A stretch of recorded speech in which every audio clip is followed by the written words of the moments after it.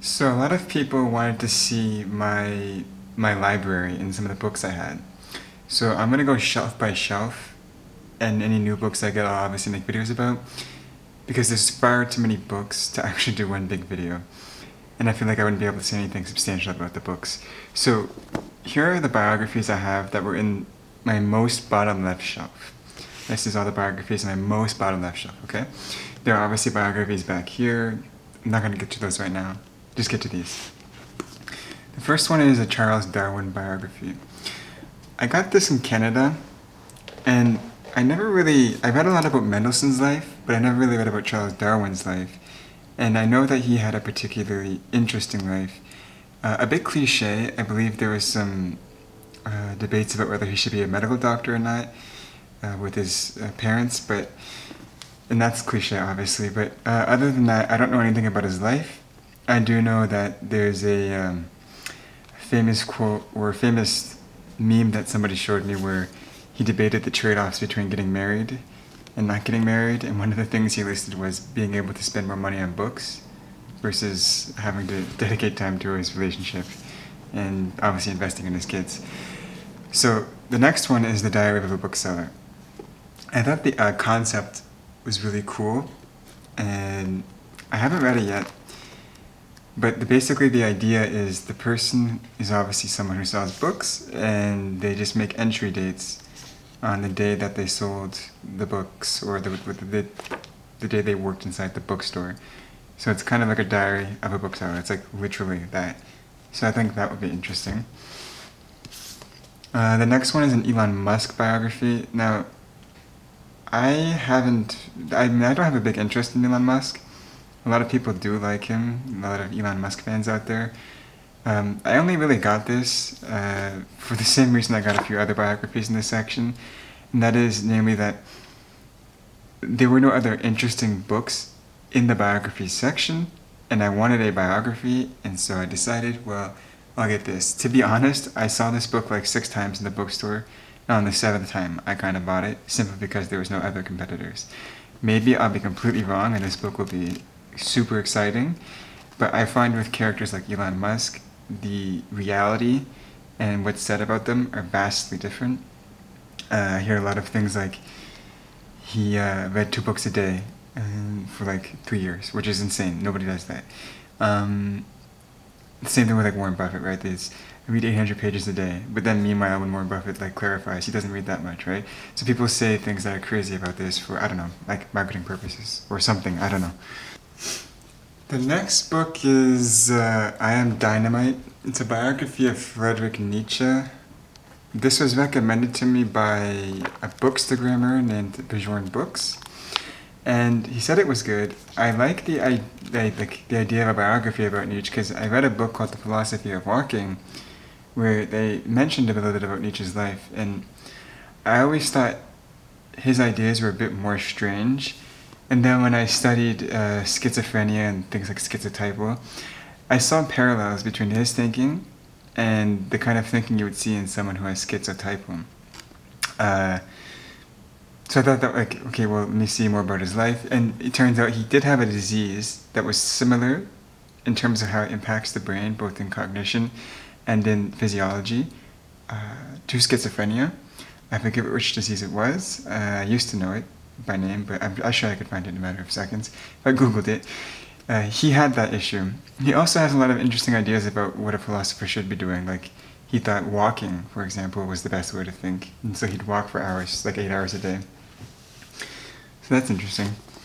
Orphan Pamuk, if I said that wrong, sorry.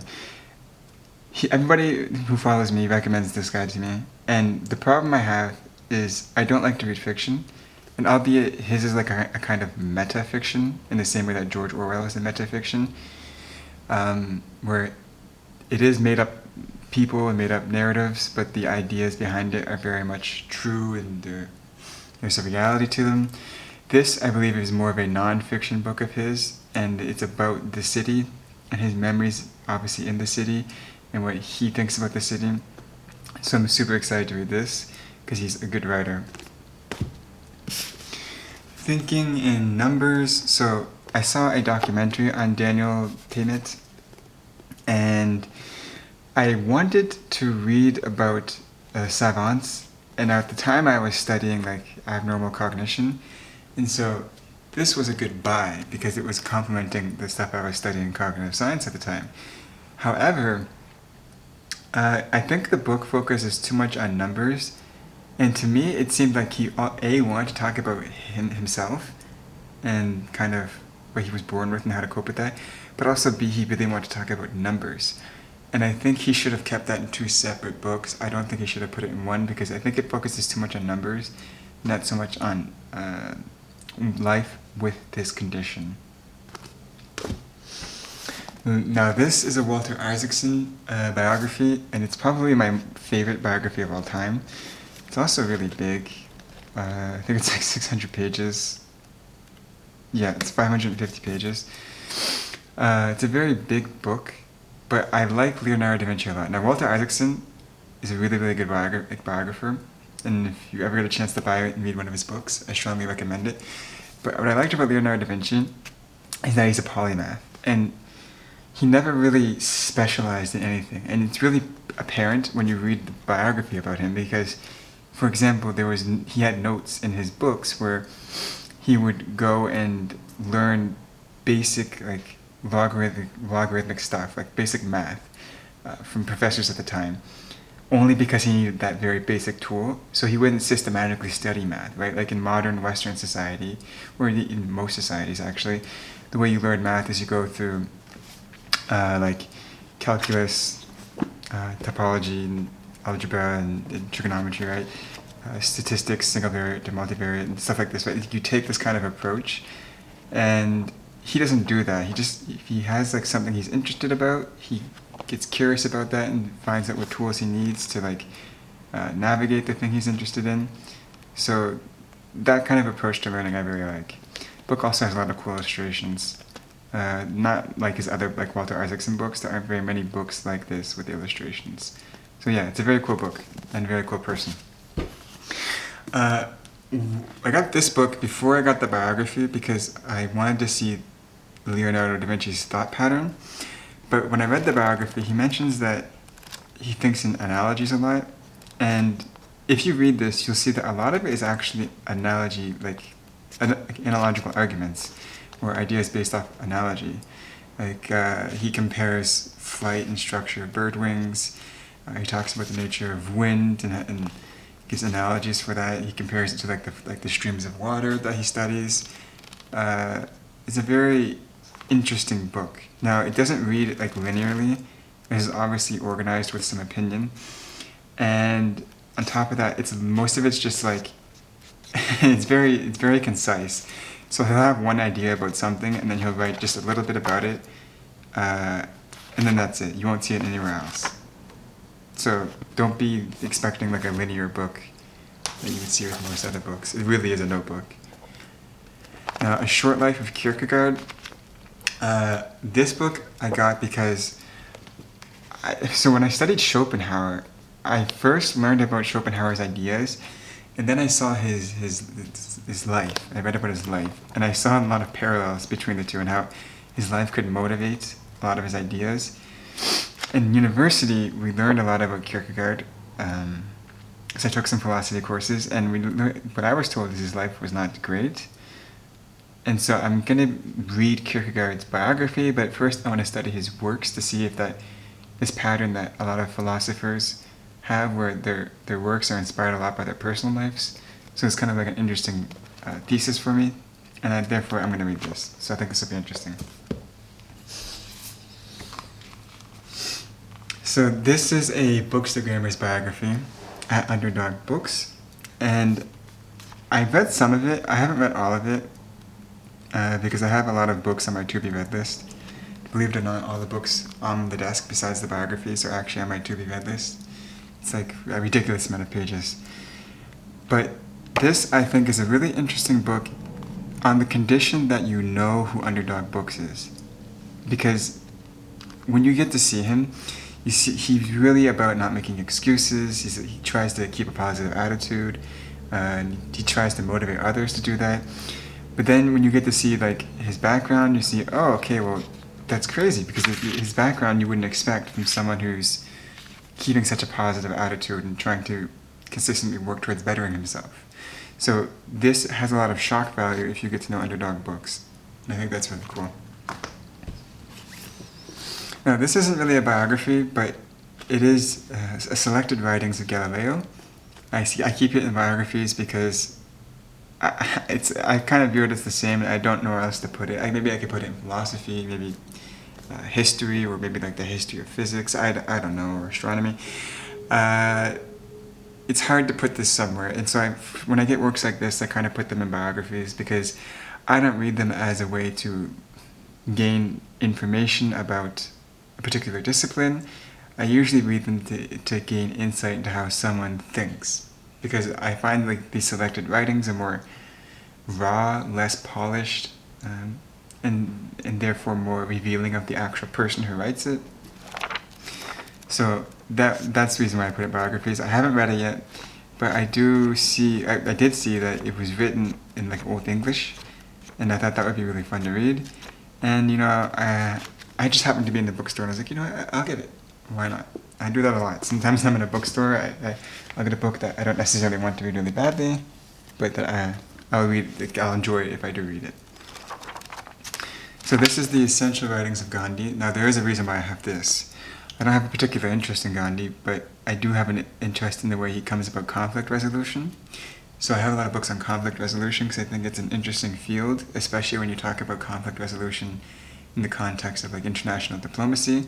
I think it's a super interesting field. And he has a particularly unique way of going about conflict resolution. And so for that reason, I think you have to read Gandhi. If you want to study conflict resolution, I think studying Gandhi is well worth it. Now, Christopher Hitchens' Letters to a Young Contrarian. I want to say off the bat, Christopher Hitchens is a really good writer. It does read like a letter, by the way, the way he wrote this. And I'm not so sure I would recommend this. If I had to choose between Christopher Hitchens' other books and this book, I don't know if I'd recommend this to everybody. This book is really basically, like a letter to a young contrarian. He talks about his experiences with disagreeing with people, especially mainstream narratives. He even says in the book that right in the beginning, he doesn't like the title contrarian because if you accept the title, then it's kind of like he doesn't view himself as a contrarian very much. He just encourages people to disagree with what is commonly accepted if there's a good reason to. Not for the sake of doing it, but if there's a good reason to. So if you're into that kind of topic, right, like if you're someone who is looking for advice on how to handle disagreeing with mainstream narrative so much, then this is a good book. But if you just want to read Hitchens stuff, then just get something else. Now, this is a leadership book by Alex Ferguson. So from my understanding, he's a coach. I know nothing about this guy. And to be honest, the book is written bad. Sorry, the book is written poorly. And for that reason, I don't recommend getting it. The real reason why I got it is because I have a series of books on leadership, but they're all academically oriented. So like the theories of leadership, organizational psychology and leadership, stuff like this, right? And I didn't really get the perspective of a leader themselves. And so for that reason, I wanted to get this because it seemed like he was in a leadership position and was talking about leading inside this book. So that's why I got this. Now this I got because I wanted to read about Tesla's life. He has obviously done a lot of cool things, but I don't particularly have a deep interest in Tesla. I kind of am more interested in the life that he lived and the things that he did. And so I got this to better understand some of that stuff without going into like technical elements. I know a lot of people really, really like Tesla, but not a super big fan. I haven't read it yet, and I heard a lot of people liked this book, so I got it because I was basically in a bookstore and I saw it. I was like, yeah, okay, let's get this. Other than that, there's no special reason. Now, here's another Walter Isaacson biography. Walter Isaacson biographies I get simply because it's Walter Isaacson. Again, I have no interest in Einstein. But when I did read this, as expected, I learned a lot of cool things about Einstein. The coolest thing I learned was that Einstein was offered to be president of Israel. That was super cool. And he declined. I also learned that a lot of his research and thought experiments, or at least some of his early stuff, from what I remember, was based off of science magazines he read when he was a boy. And Isaacson goes through them, and he actually points out there's parallels, like almost verbatim. Einstein's early thought experiments were almost verbatim taken from these science magazines. Like they didn't even go through the process of changing the wording. The wording is exactly the same. And so it shows the idea that like even people like Einstein depend on the former research and works of others, who we might not call like super geniuses. Although that said, I don't think Einstein is a super genius. I think he was just particularly interested in one subject. And that's apparent in the book because he suffers a lot in other areas. In fact, Isaacson even points out that he suffers a lot in mathematics sometimes. In his early days in university, he thought theoretical mathematics was useless, so he didn't study it. Okay, now an Edward Snowden biography. I didn't follow much of Edward Snowden. My friends at the time in Canada were really interested in Edward Snowden. But then I saw a video of him where he talked about some security things, and I thought, oh, he's a pretty smart cookie. So again, this was just a case of me being in a bookstore, wanting a biography, and there was no good biographies available, at least the ones that I wanted at the time. And I said, well, you know what? It's not a long book. I could probably read it in like 3 days, 2 days. So I decided to get it. I know nothing about him though. And Traveling to Infinity by John Hawking. I know nothing about this book. I know nothing about John Hawking. I know nothing about Stephen Hawking. And I again was in a bookstore and I thought, well, you know what, this will be fun to read. It's a bit of a longer one, but you know, I'll give it a shot. I thought I'd give it a shot, and I'll let you know how it goes. I haven't read it yet. Henry Kissinger. Okay, now this is a book I really did want, because I want to read all of Kissinger's works, and also his biography. I also want to get the book by Christopher Hitchens that calls Kissinger a war criminal. I think that would be an interesting book to read beside some of Kissinger's books and his biography. It is a long biography. It's very long. And if you don't have an interest in politics, especially like American foreign policy, I wouldn't recommend this book. But if you do, then this might be a fun book to read, because you probably are used to reading like academic papers in foreign policy, maybe not biographies about foreign policy analysts. Marcel Proust. Now, I don't have any understanding of Marcel Proust's work. I haven't read any of them. I know he's a great writer, from what I've been told. But the real reason why I got this is because A, it's a biography about a writer, and I like writing. But also, it's written really well. It's got some really, really fancy prose for being a biography. I think his prose is more fancy than Isaacson's.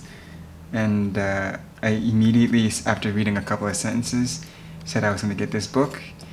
And I also looked for more books by this guy the second I saw the writing style.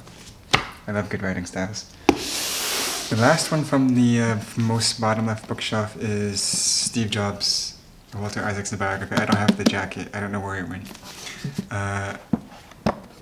Again, it was a good book. I don't have an interest in Steve Jobs, but what I did like about Steve Jobs, however, was his appreciation of aesthetics, and he always was someone who thought creativity outweighed sales, marketing, and apparently, as I read in this book a few times, he was on the verge of bankrupting Apple because he was doing so much research and development as opposed to focusing on sales and whatnot. So that was cool. I thought that was interesting. I would recommend reading this book if you want to get a greater appreciation for being an absolutist about creativity, because that's what Steve Jobs really was. Creativity above everything else. And again, it's a Walter Isaacson one, so it's going to be fun, it's entertaining, it's well researched, and it's written simply and easily. So So I could actually recommend this one. This is a fun read. So that's my most bottom left bookshelf where I kept biographies. I will do another one after this, I don't know when, but with that being said, ciao.